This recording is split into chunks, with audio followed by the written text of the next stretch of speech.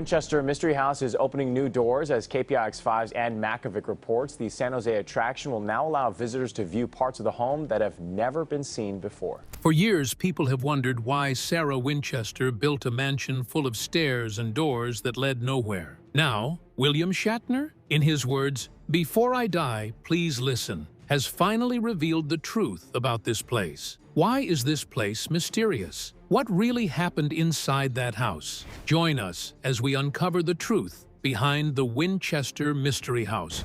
Secrets and mysteries surrounding the Winchester house. Long before the world heard about Sarah Winchester's strange mansion in California, there were already whispers surrounding the Winchester name. It was a name once tied to success, invention, and power, but also to sorrow, unanswered questions, and things that could not be explained by reason alone. The Winchester legacy was one of brilliance and tragedy, and in time, it would draw the attention of one man who dared to uncover its secrets: William Shatner. For years, stories about the mysterious Winchester mansion had spread quietly. Tales of endless hallways, stairs that led to nowhere, and doors that opened into solid walls. Visitors spoke of ghostly sounds in the night, lights flickering without cause, and rooms that seemed to rearrange themselves. The house was said to be alive, built to confuse the restless dead. But behind those walls was something even deeper, a secret born from grief, guilt, and a family curse. William Shatner, long fascinated by unexplained mysteries, was drawn to the story of Sarah Winchester. He had explored many strange tales in his lifetime, but nothing quite compared to this one. The Winchester story combined death, wealth, and the supernatural in a way that refused to fade, no matter how much time had passed. What began as curiosity soon turned into an obsession, an investigation that would make him question the line between life, death, and the unseen world. To understand what haunted Sarah Winchester, Shatner began by tracing the story back to its source, the creation of the Winchester repeating rifle. It was a weapon that changed history. A legacy of death and inheritance. In the late 19th century, one woman's story stood out as both tragic and mysterious: Sarah Winchester, the widow and sole heir to the powerful Winchester repeating arms fortune. The Winchester Mystery House in San Jose belonged to Sarah Winchester. She was the heir of the Winchester rifle fortune. Her life seemed like a tale of fortune wrapped in sorrow, filled with loss, wealth, and an unshakable sense of guilt that would soon change the course of her destiny. Sarah Lockwood Pardee was born into comfort and intelligence. She was well-educated, charming, and graceful, admired for her quick mind and gentle manner. When she married William Wirt Winchester, the only son of Oliver Winchester, she entered one of the wealthiest families in America. The Winchesters owned the company that created the Winchester repeating rifle, a weapon that had transformed American warfare. It was famously called the gun that won the West, credited with giving soldiers, hunters, and settlers unmatched power and speed. The rifle made the Winchester family fortune, and later, according to legend, it also made their curse. Sarah's life began to crumble between the years 1866 and 1881. In 1866, her joy as a new mother turned to despair when her infant daughter, Annie, passed away just a few weeks after birth from a rare illness. The loss broke her heart. Sarah never fully recovered from the pain of losing her only child. Her days became quiet and lonely, filled with thoughts of what might have been. 15 years later, in 1881, sorrow struck again. Her husband, William, fell gravely ill from tuberculosis and passed away after years of struggle. Just before that, her father-in-law, Oliver Winchester, also passed away, leaving Sarah as the sole heir to the massive Winchester estate. Within those 15 years, she had lost nearly everyone she loved: her child, her husband, and her father-in-law. The world saw Sarah as one of the richest women in California, but her wealth came with a shadow. She inherited a fortune worth millions of dollars, including half ownership of the Winchester Repeating Arms Company. She received a daily income that made her one of the most powerful women in the state. But with every dollar came a haunting thought that her money was built on death. The Winchester rifle had changed history. Soldiers carried it during wars. Settlers used it to claim new lands. Hunters used it to survive. But every bullet fired took a life. Every rifle sold meant more bloodshed. Many began to whisper that the same rifle that built Sarah's wealth had also cursed her.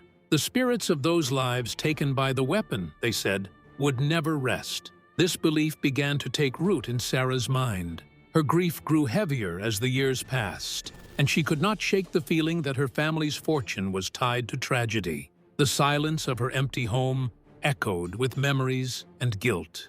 In a time when science could not explain sorrow, many people turned to spiritualism, a growing movement that claimed the dead could speak to the living.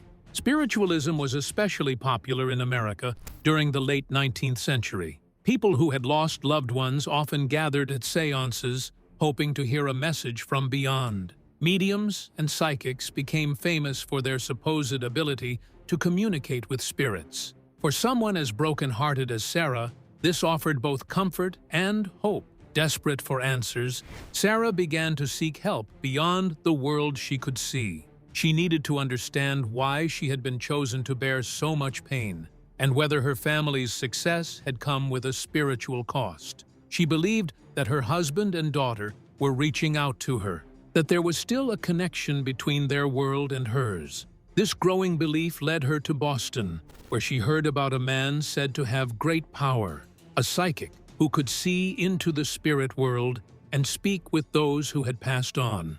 Many claimed he had helped others make peace with the dead. Sarah decided to find him, hoping for guidance, healing, or even forgiveness.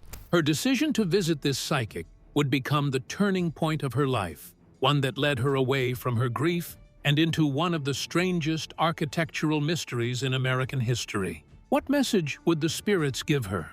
And how could one woman's sorrow lead to a mansion that defied all logic? The psychic's warning and the curse of the Winchester rifle.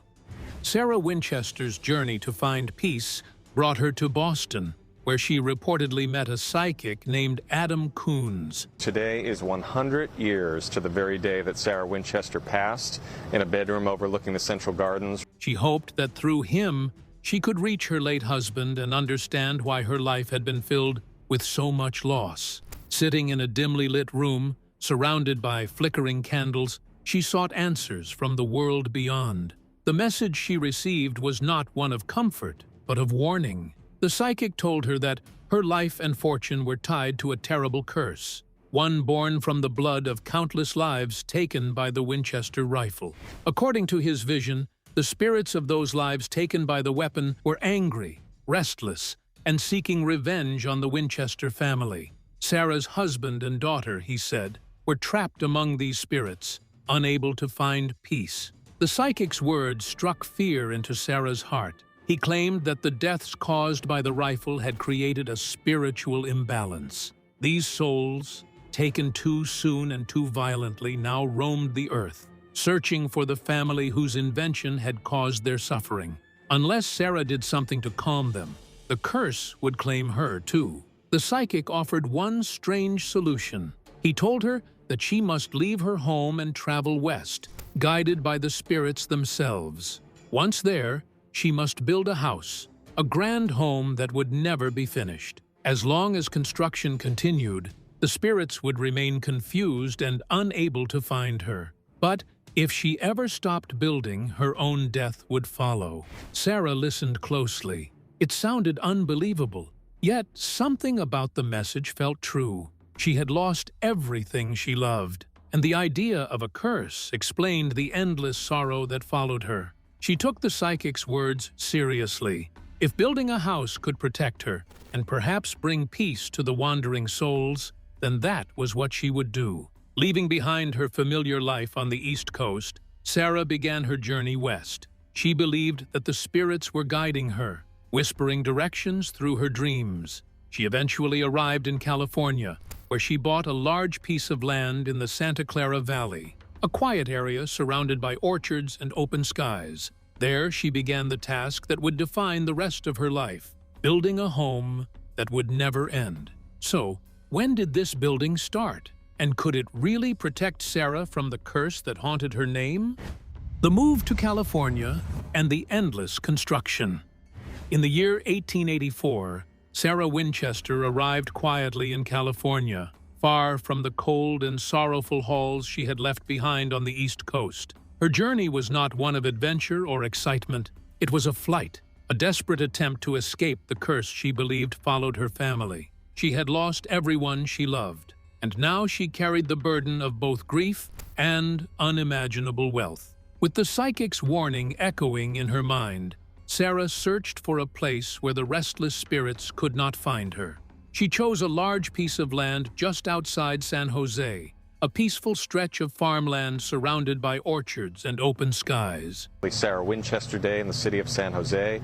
We'll be doing a special ceremony for all of our caretakers. To anyone else, it looked like a place of quiet recovery. But to Sarah, it was to become a spiritual fortress, a place to keep the dead at bay. She purchased the property and immediately began her strange mission, to build a house that would never be finished. Carpenters soon filled the grounds, bringing lumber, nails, and tools by the wagon load. Sarah ordered them to start construction right away, and she gave no plans that made sense. What began as an 8-room farmhouse soon became a work without end. There were no blueprints, no final design, and no clear vision of what the house would look like. The only instruction was simple: the building must never stop.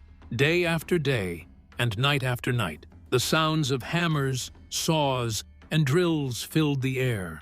Workers claimed that the noise never ceased. Sarah kept them busy around the clock, paying them well to ensure that construction continued through every hour of the day and night. The psychic's warning had taken hold of her mind. She believed that if the building ever stopped, the spirits would find her and take her life. Sarah herself became the architect. She gave instructions directly to the builders, walking through the site in her long black dresses, her mind racing with new ideas. She would point to a wall and say it must move, or decide that a staircase should end halfway up. When a room was nearly finished, she might order it torn down entirely and rebuilt in another direction. Her workers were confused, but her will was absolute. She seemed to be guided by something invisible, perhaps the very spirits she sought to protect herself from. The mansion began to twist and grow in strange ways. New rooms were built onto old ones, ceilings were raised, and floors extended into empty space. Windows were placed inside the house instead of outside walls, and doors opened into solid brick. Staircases turned corners only to end abruptly at the ceiling. Every hallway seemed to lead somewhere, and nowhere at all. Years passed, and the work never slowed. When one carpenter finished his task, another began again. The workers changed over time, but the sound of building remained constant. Sarah, now older and quieter, continued to oversee every detail. She kept notebooks filled with measurements, sketches, and mysterious symbols. No one else knew what her designs truly meant. The builders followed her orders, even when they made no sense, because she paid them more than anyone else in California at that time. By the turn of the century, the Winchester Mansion had become a massive structure, growing in all directions like a living thing. But what was the true meaning behind its design? Was there a hidden pattern in its madness, a code that spoke to the spirits she feared? The Labyrinth of Fear and the Mystery of 13. As the Winchester Mansion grew larger and stranger, it began to gain a life of its own. The Mystery House is about to pique a lot more interest. The story of Sarah Winchester. Visitors were often left bewildered by its design. Nothing about the house made sense to an ordinary mind. Hallways twisted in impossible directions. Staircases led upward into solid ceilings, and doors opened only to reveal blank walls or sudden drops into thin air. The entire mansion was a maze, a place where reason seemed to vanish. The design, however, was no accident. Sarah Winchester built every detail with purpose. According to those who knew her, she believed that the spirits of those lives taken by the Winchester rifle followed her through the halls. To survive, she had to confuse them. That meant creating a home so complex that no spirit could ever find her twice. Every night, she slept in a different bedroom. Each evening, she would choose a new route to reach it, making sure that no pattern was repeated. She locked doors behind her, turned corners through narrow passages, and vanished into parts of the mansion only she understood. Her servants, though loyal, often became lost in the very house they worked in. Throughout the mansion, one number appeared again and again: 13. It was everywhere, woven into the design like a secret language. 13 steps climbed certain staircases. 13 panes of glass filled particular windows. There were 13 bathrooms, and the 13th bathroom contained 13 windows. Even the drains, chandeliers, and railings were marked with 13 holes, bulbs, or panels. To Sarah, the number was a form of protection. It symbolized a balance between the known and the unknown, a charm she believed could keep danger away. Some said she used it to remind the spirits of a higher power, while others believed it was her attempt to find order in chaos. Whatever her reason, the number became her signature. The mansion's layout mirrored her mind, layered, unpredictable, and haunted by patterns only she could see. As years went by, the house became a living riddle, reflecting her deepest fears and hopes. For visitors, it was a puzzle. For Sarah, it was survival. But the question remains, was the house truly haunted, or was it simply the shadow of Sarah's own torment? Seances, spirits, and alternate explanations. As the Winchester mansion grew larger and stranger, whispers began to surround Sarah Winchester. Winchester Mystery House, Sarah Winchester, and the endless construction. Neighbors and servants spoke of eerie lights glowing late into the night, and rumors spread that Sarah often disappeared into a small, hidden room at midnight. This room became known as the Séance Room. People believed that Sarah held nightly meetings with the dead, not out of curiosity, but out of fear and duty. They said she was trying to find peace with the restless souls who blamed her family's fortune for their deaths. Each night, it was said, Sarah would enter the séance room alone, dressed in black, holding a small candle. The room had only one entrance, but multiple secret exits, allowing her to leave unseen. There, she would supposedly call upon spirit architects, ghostly guides who told her what to build next. According to these stories, the spirits demanded new hallways, windows, and doors to confuse the angry souls that sought revenge. This, believers said, was why her mansion never stopped changing. It was shaped by the voices of the dead. To those who believed in the supernatural, this explained everything: the endless hammering, the strange staircases, and the doors that led nowhere. Every nail and plank had a purpose that only Sarah and the spirits understood. The seances were seen as her way of surviving, building not just a home, but a barrier between herself and the unseen.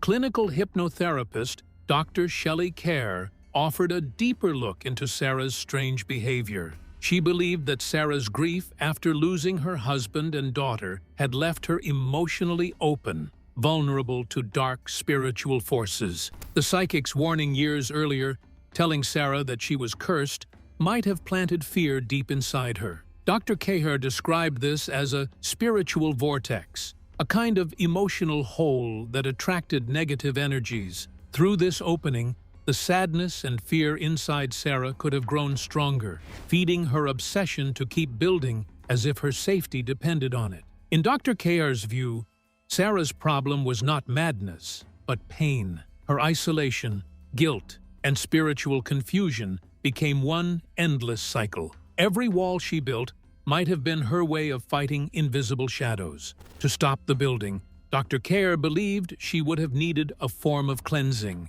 something to heal the energy that kept her trapped in fear. But not everyone saw it this way. Historian Mary Jo Ignofo, after years of studying Sarah's life, offered a completely different view. She believed Sarah was not haunted. She was simply misunderstood. Ignofo argued that Sarah was a woman ahead of her time, someone who found joy in architecture and creativity. The strange design of her mansion, in Ignofo's opinion, came not from ghosts, but from imagination. Sarah was a private woman who enjoyed experimenting with shapes, styles, and ideas. She often studied design books and sketched her own layouts. She even owned several properties across California, showing that her interest in building went beyond superstition. For Ignofo, Sarah's so-called haunted house was actually a playground for her creativity, a project that gave her life meaning after so much loss. To believers, Sarah's home was a fortress built to trap spirits. To skeptics, it was simply an artist's grand design. Between these two explanations stood the truth, one that no one could fully prove. But one terrible morning, the earth itself seemed to turn against her, and the mansion that took decades to build would shake to its core. The earthquake, the media, and scientific theories. In the early hours of 1906, the ground beneath California began to roar. The great San Francisco earthquake struck with terrifying force. On the 18th of April 1906, a massive earthquake struck the coast of California, shaking buildings, cracking streets, and tearing through towns. In San Jose, the Winchester mansion trembled violently. Walls split open, towers fell, and rooms twisted apart as dust filled the air. When it was over, parts of the grand mansion were gone.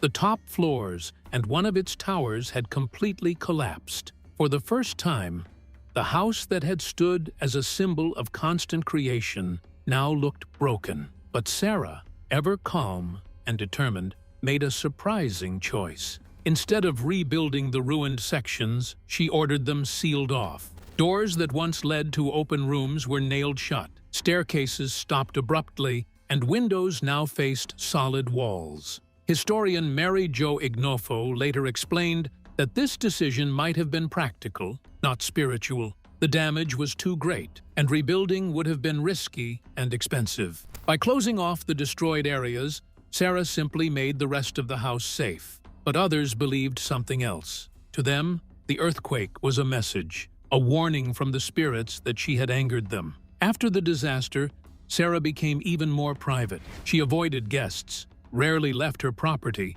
and continued her building work quietly. Yet her home had caught the attention of the outside world. Journalists began to write about the mystery woman of San Jose, describing her as a lonely heiress haunted by guilt. Newspapers painted her as a prisoner of her own house, tormented by the souls of those lives taken by the Winchester rifle. Mary Jo Ignofo linked this image of Sarah to something deeper in America's history. She explained that during that time, many Americans were beginning to feel guilt over the violence of the country's past, especially against Native Americans. The Winchester rifle had played a role in that violence, and Sarah became a symbol of the nation's uneasy conscience. Her mansion was seen not just as a home, but as a monument to guilt, an endless building that could never find peace. As years passed, new explanations continued to appear. In modern times, toxicologist Dr. Judith Zelikoff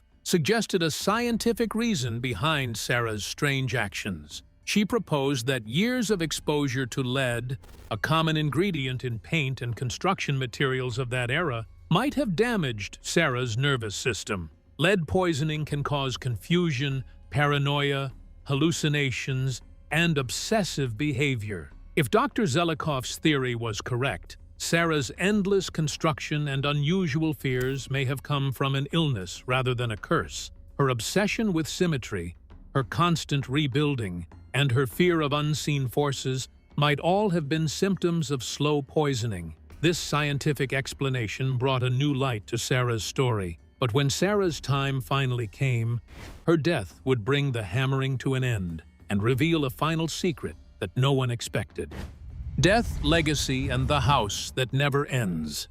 For nearly 38 years, Sarah Winchester lived within the walls of her ever-changing mansion. Sarah Winchester was a mysterious and eccentric recluse who had inherited the Winchester rifle fortune. Every day brought new plans, and every night the sound of hammers echoed through the halls. The mansion never rested, growing like a living thing under her direction. She had made the strange house her entire world, her comfort, her burden, and her purpose. By 1922, Sarah had grown old and frail, but her determination never faded. Even in her final days, she continued to give instructions for new additions, as if time itself could not stop her vision.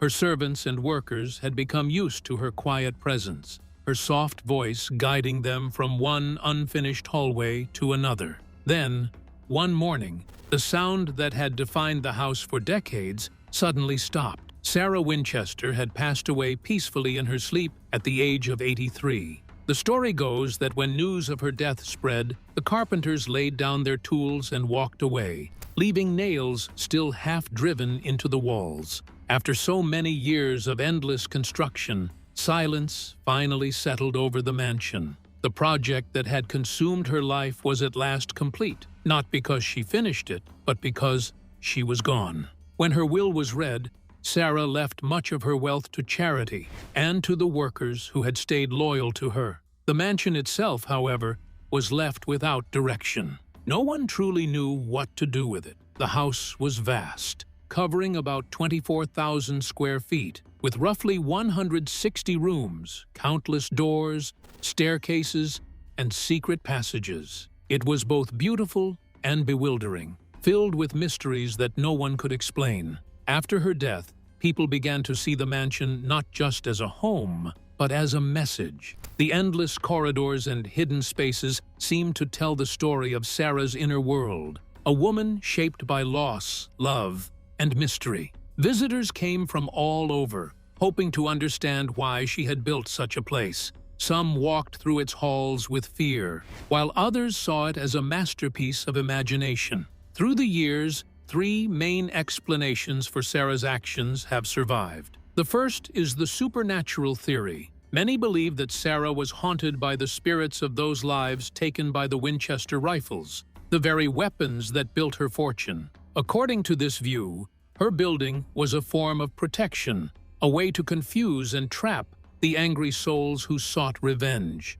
Every hallway and window had a hidden purpose, meant to shield her from harm. The second is psychological and medical theory. This explanation suggests that Sarah's grief and long-term exposure to lead might have affected her mind. The sadness of losing her husband and daughter, combined with the slow poisoning from paint and construction dust, could have caused paranoia, fear, and obsession. In this view, the house became a physical expression of her emotional pain, her way of coping with loss that never healed. The third is the creative theory. Here, Sarah is not seen as haunted or ill, but as a visionary, a woman far ahead of her time. With wealth, independence, and a love for design, she turned her loneliness into art. The mansion was her canvas, and each new room or staircase was a brushstroke of imagination. She built it because she loved the process of creation, not because she was afraid.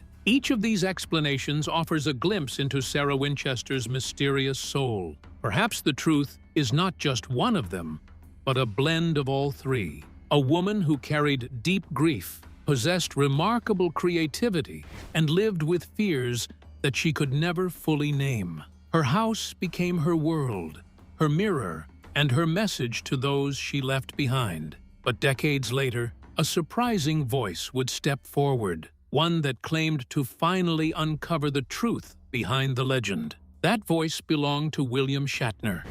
William Shatner reveals the truth about the Winchester Mystery House.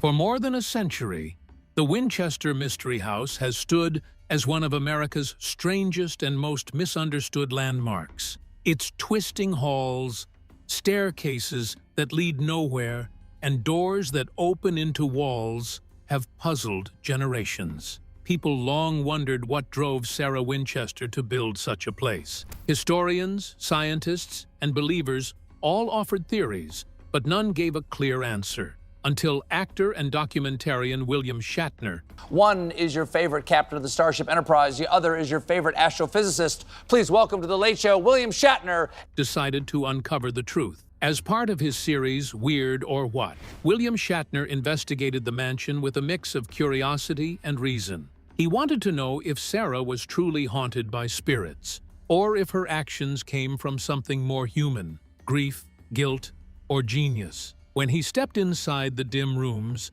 the air felt thick with secrets. The walls seemed to whisper her story, one of sadness and endless searching. Through interviews with experts, Shatner discovered two main views. Some believed Sarah's constant construction was a spiritual act, an attempt to confuse vengeful ghosts of those lives taken by the Winchester rifle. Others said she was simply a creative woman experimenting with design. Shatner studied the evidence carefully, trying to find a balance between logic and faith. He noticed one strange detail. The number 13 appeared everywhere, in windows, steps, lights, and railings. Many saw it as superstition, but Shatner saw something deeper. To him, it showed how Sarah tried to bring order to her pain, using patterns to calm her troubled heart. Shatner also explored the stories of the nightly séances. Whether or not spirits truly spoke to her, he believed they symbolized her grief.